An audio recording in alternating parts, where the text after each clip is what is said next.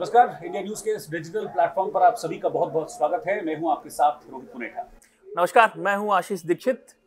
और हम आज बात करने वाले हैं कि रूस और यूक्रेन की जो ये जंग चल रही है, क्या ये थर्ड वर्ल्ड वॉर का कारण बन सकती है। हालांकि इस बात को तब से कहा जा रहा है जब से जंग चल रही है।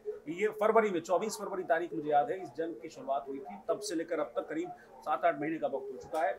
कब थमेगी थमेगी या नहीं थमेगी, बहुत सारे स्पेकुलेशंस इस पर हुए, लेकिन इसका कोई नतीजा नहीं निकला। लेकिन अब तस्वीरें आशीष दिखाएंगे, तब हम आपको बताएंगे कि हम ये क्यों कह रहे हैं कि क्या ये जंग अब वाकई में तीसरे विश्व युद्ध की ओर बढ़ रही है और उसका कारण बन सकती है। आशीष, तस्वीरें दिखाइए पहले। ये तस्वीर जो है मैं आपको दिखा दूं, प्ले करता हूं। ये तस्वीर किस तरीके से धमाका हुआ आप पोलैंड बॉर्डर पर, यूक्रेन और पोलैंड का जो बॉर्डर है वहां पर धमाका हुआ।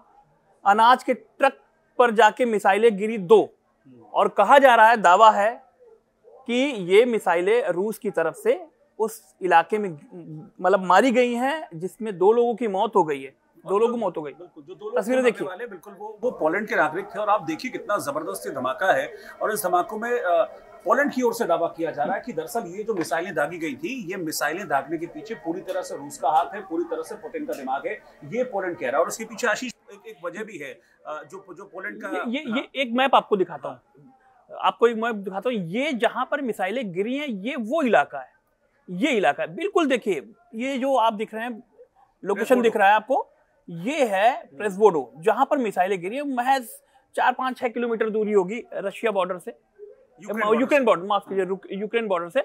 और यहाँ पर मिसाइलें गिरी। और बताया, मतलब यूक्रेन का तो यहाँ तक दावा है भाई कि उसने 100 मिसाइलें मारी, रूस ने, रशिया ने 100 मिसाइलें मारी। और ज्यादातर मिसाइलों को यूक्रेन का जो डिफेंस सिस्टम था, हाँ, उसने तबाह कर दिया, खत्म कर दिया।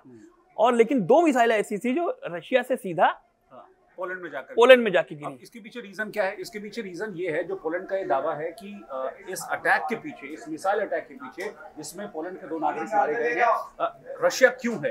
पोलैंड ये कहता है कि जब इस युद्ध की शुरुआत हुई थी, उसके बाद सबसे ज्यादा जो शरणार्थी थे यूक्रेन के, वो पोलैंड में जाके गिरे। और पोलैंड ने ही उन लोगों को शरण दी थी, पोलैंड ने ही उन लोगों को रहने खाने पीने का सामान दिया था। और खास बात यह है कि पोलैंड जो है एक नाटो देश है, और नाटो देश और रूस के बीच किस तरह की 36 का आंकड़ा है, ये बात बहुत अच्छी तरीके से समझी जा सकती है।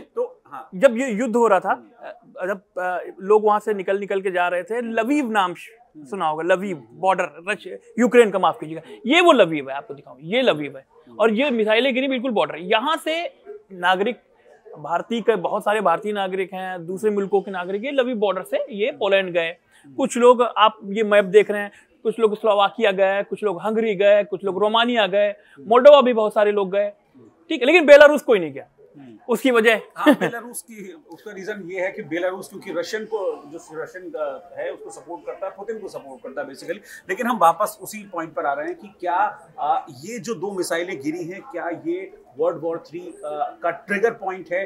क्योंकि देखिए, पोलैंड जो है एक नाटो देश है, और जैसे ही मिसाइलें पोलैंड पर गिरी, पोलैंड ने नाटो देशों के जो अधिकारी हैं उनसे संपर्क किया और बताया कि इस तरह से हम पर अटैक किया गया। और साफ तौर पर पोलैंड कह रहा है, हालांकि रशिया ये कह रहा है कि भाई ये हमारे हमले नहीं है, हमने किसी तरह की कोई भी मिसाइल आपके ऊपर नहीं दागी है।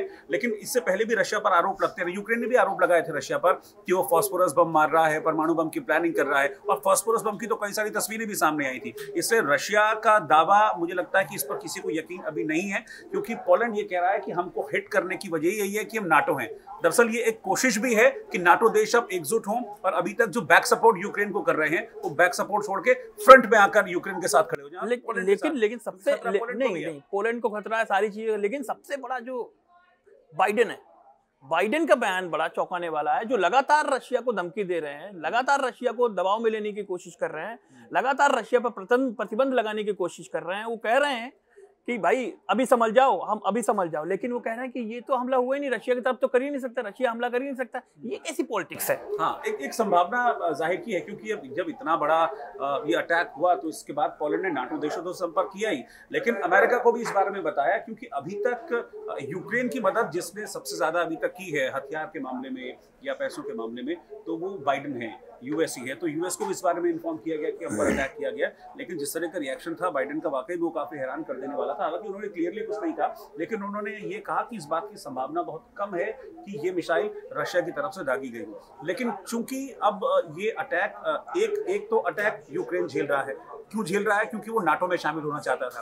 अब एक नाटो देश पर अटैक हुआ है, तो क्या अब नाटो इस पर किसी 30 कंट्री हैं, 30 कंट्री हैं, 30 कंट्री। मैं आपको एक चीज और दिखाना चाहता हूँ। 30 कंट्री हैं और रशिया को चारों तरफ से, एस्टोनिया, लिथुआनिया और लिथुआनिया, पोलैंड, ये सब नाटो कंट्री है। ये सब नाटो कंट्री है। ये बाल्टिक सागर है।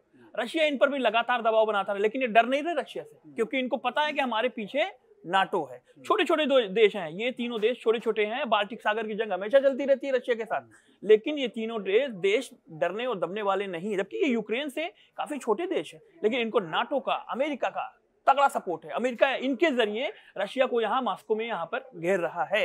लेकिन इन सबके बीच जो सबसे चौंकाने वाली बात आई, वो आई आज G20 जो समिट समाप्त हुई है, खत्म हुई है, उसमें जेलेंस्की ने संबोधन दिया। जेलेंस्की उसके जो विदाई, जो आखिरी जो समापन कार्यक्रम में था, G20 बोल रहे हैं, लेकिन उन्होंने G19 कहा। उन्होंने रशिया को इससे बाहर रखा। रशिया, पुतिन आए ही नहीं। उन्होंने अपने विदेश मंत्री को वहां भेजा, लेकिन वो आए नहीं। ये रणनीति का हिस्सा है। बिल्कुल। इसको G19 कहा।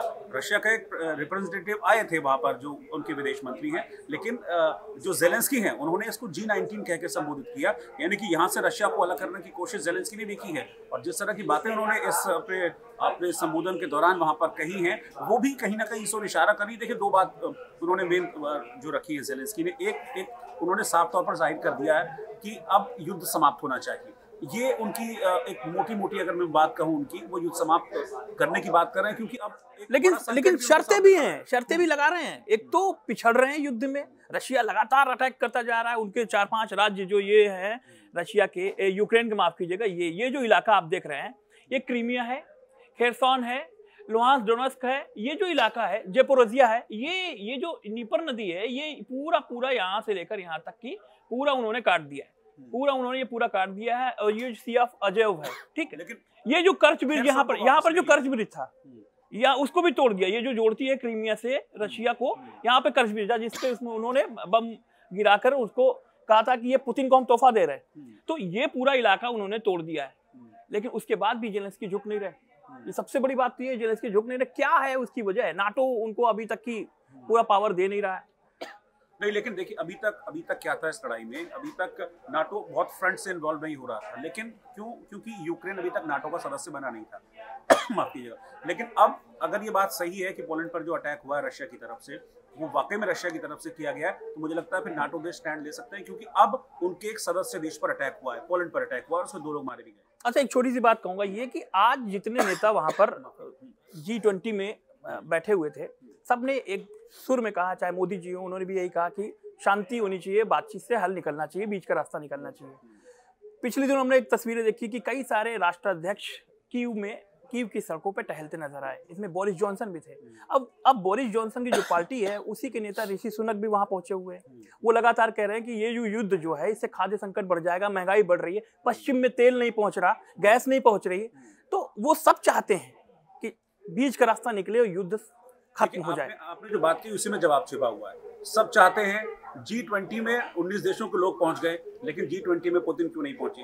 शायद पुतिन, मुझे लग रहा है कि वो समझ रहे हैं कि इस तरह की रणनीति हो सकती है कि G20 में शायद उनको प्रेशराइज किया जाए, जो बाकी उनके सदस्य देश प्रेशराइज किया। जब मोदी G20 पहुंचे तो उन्होंने अपने संबोधन में भी इस बात को कहा था कि जो भी परिणाम है, जो भी युद्ध है, उसका शांति से हल निकलना चाहिए, जो भी समस्या है उसका शांति से हल निकलना चाहिए।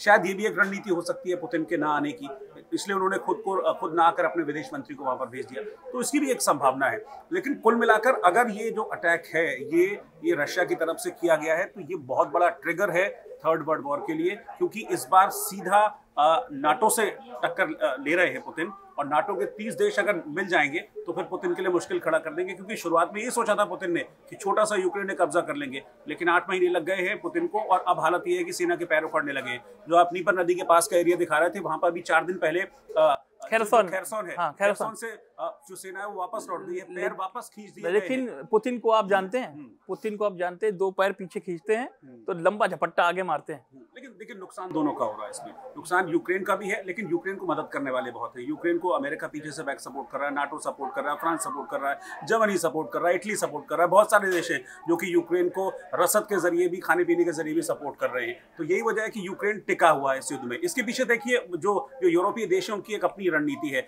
वो चाहते हैं, यूरोपीय देश, अमेरिका चाहता है, जिसको अंकल सैम कहते हैं, कि वो चाहता है कि हाँ उसकी इच्छा है कि मैं सुपर पावर बना रहा हूँ।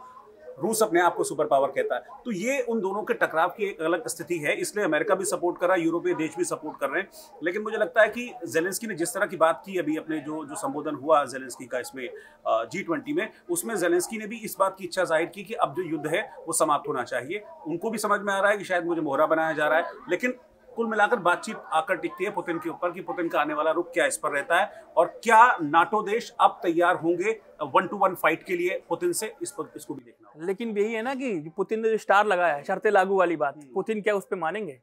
तो यही आज हमारा टॉपिक था, जो पोलैंड पे हमला हुआ। हमने अच्छे तरीके से आपको समझाने की कोशिश की।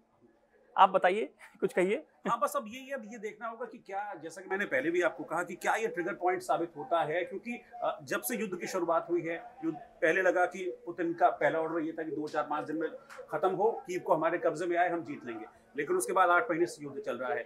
तो क्या ये वो ट्रिगर पॉइंट है जो कि थर्ड वर्ल्ड वॉर की ओर ले जाएगा? ये लगातार कहा जाता रहा है कि अगर इसमें परमाणु हमला हुआ या इसमें जैविक हथियारों का इस्तेमाल किया गया तो फिर थर्ड वर्ल्ड वॉर पूरी जा सकती है, पूरी की पूरी लड़ाई। तो सवाल यही है कि क्या ये वो ट्रिगर पॉइंट है? क्या पोलैंड पर अटैक होना, पोलैंड के 2 नागरिकों की इस अटैक पर मौत होना वो ट्रिगर पॉइंट है जो रूस और यूक्रेन की इस जंग को थर्ड वर्ल्ड वॉर तक ले जाएगा? इस पर हम लगातार आपको आगे अपडेट देते रहेंगे। फिलहाल इस वीडियो में साथ बने रहने के लिए शुक्रिया। इंडिया न्यूज के इस डिजिटल प्लेटफॉर्म पर आप हमारे साथ जुड़े रहिए। वीडियो आपको अच्छा लगा है तो इसको लाइक कीजिए, शेयर कीजिए। नमस्कार।